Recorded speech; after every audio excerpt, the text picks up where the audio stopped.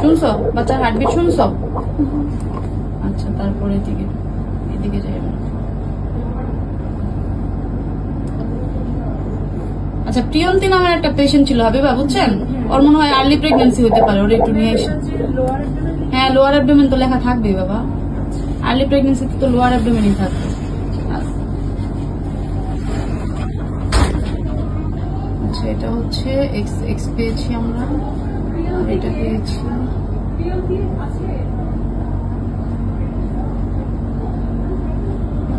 X না, তো আর একটু রুল আউট করতে হবে। এটাও এক্স, দুটো এক্স। হ্যাঁ, প্রথম বাচ্চা তো এক্স হোক আর যাই হোক, এটা কোনো সমস্যা না।